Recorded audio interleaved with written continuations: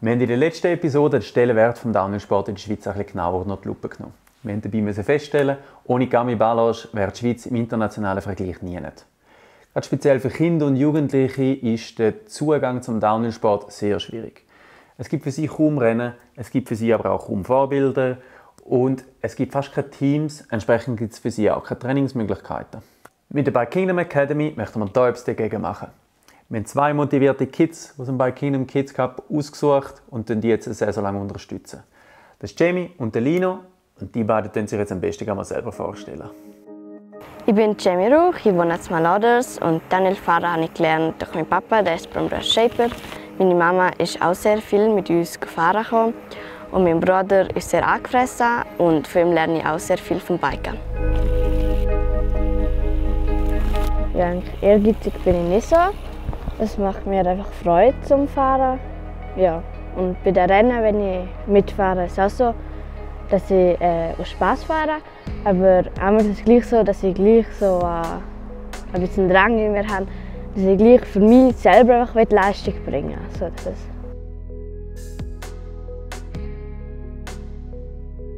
ich bin Lina Battaglia, ich bin 12, werde in diesem Jahr 13. Ich komme sehr gerne biken, Downhillen, Trampolin und einfach allgemein viel Sport.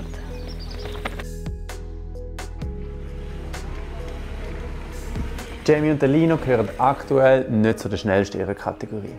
Das macht aber nichts, weil sie sind erstens sehr motiviert und zweitens auch lernfähig.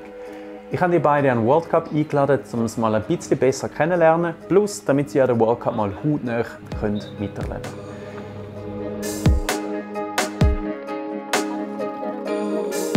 Ich habe für uns 3 ein Treffen mit der Gami Balazs eingefädelt, sodass sie auch ein bisschen kennenlernen und dass sie miteinander auch ein bisschen zusammen biken. Wenn man motiviert ist und will anfangen, man kann mit jedem Alter anfangen. Wenn man das als ein Kind macht, dann ist es einfach naturell. Wir gehen zu den Rennen, machen das Rennen und wir haben so den Druck von den Rennen kennt man.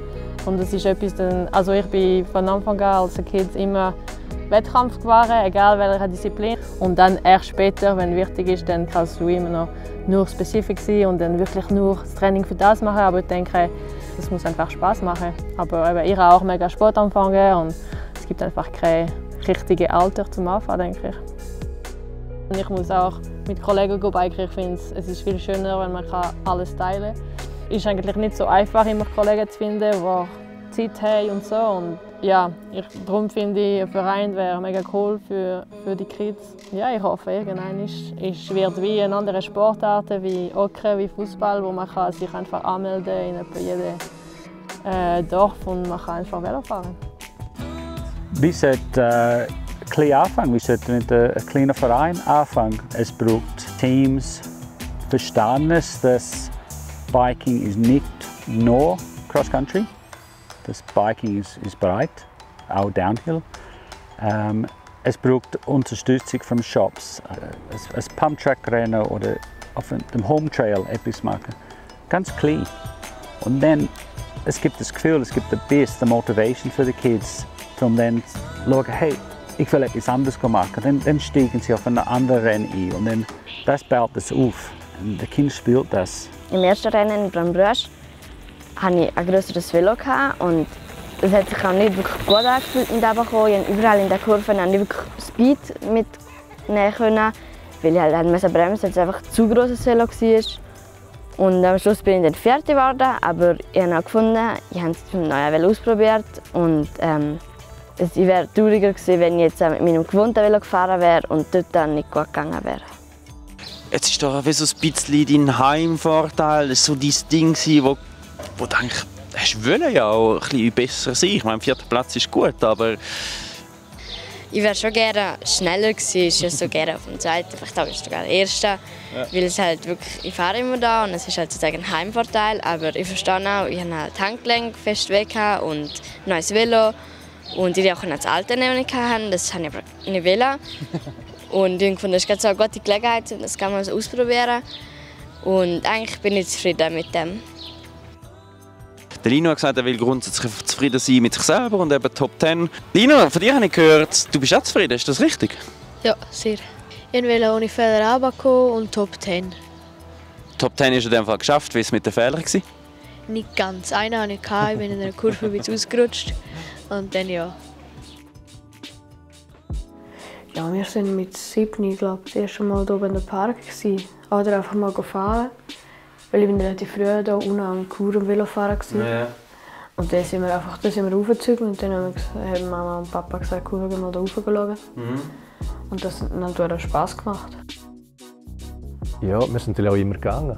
Wir haben die Möglichkeiten hier, oder? Das ist natürlich optimal. Also, eben, hier im Bikepark, im Bike Kingdom an und für sich ist es super. Viel bessere Gelegenheiten kriegst du gerne nicht. Und so ist es wie zum Selbstläufer geworden. Wir sind viel gegangen und ich habe wieder gemerkt, hey, gut, ich kann eigentlich auch alleine gehen, oder? Eben, mit ein paar Kollegen zusammen. Er hat immer mehr wählen und hat immer eine hohe Freude gehabt. Und das hat er auch jetzt noch, oder? Aber wenn ich vergleiche mit anderen Sportarten, die er betreibt, ist er auf dem Velo, wenn er zurückkommt, ist er weit glücklicher, als wenn er jetzt aus der Halle rausläuft. Er geht nie schnell auf. Probiert und probiert, bis er es kann. Ja, es gibt sicher, wenn ich etwas nicht schaffe oder so, dann bin ich schon ein bisschen verrückt. Und dann probiere ich es einfach, bis ich es schaffe. Lino ist mega viel im Bikepark unterwegs. Springt gern. In der Luft fühlt er sich unwohl.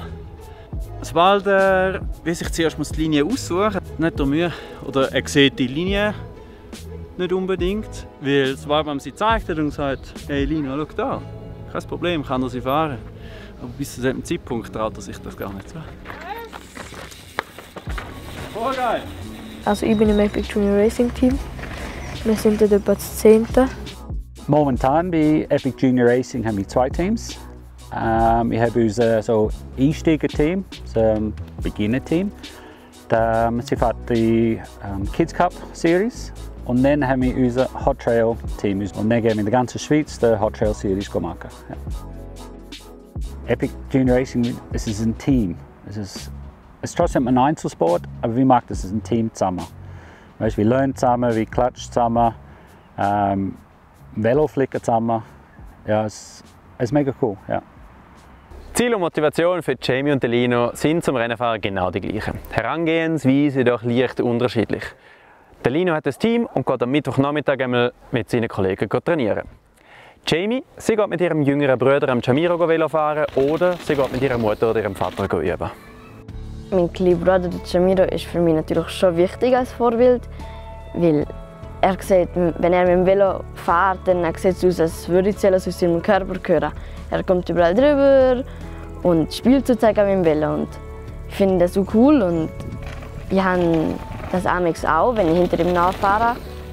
Sie gleichen einander so aus und es ist eigentlich extrem cool geworden, dass sie miteinander pushen mit Biken. Es war vor einem Jahr noch so, dass sie hat dann immer gefunden, Jamiro soll mit Papi gehen, ich mache Pause, ich gehe lesen, weil sie einfach so wie überfordert war zum Mithalten. Sie hat gemerkt, ich komme gar nicht mit dem. Und sie zwei zusammen sind ein Masterteam eigentlich, weil der Jamiro pusht und Jamie groundet. Es ist eigentlich von mir selber gekommen, nicht nur weil der Jamiro fährt und Rennen fährt, dass ich das jetzt auch muss oder auch unbedingt will. Mir ist eigentlich nicht so wichtig, ob er das macht oder nicht.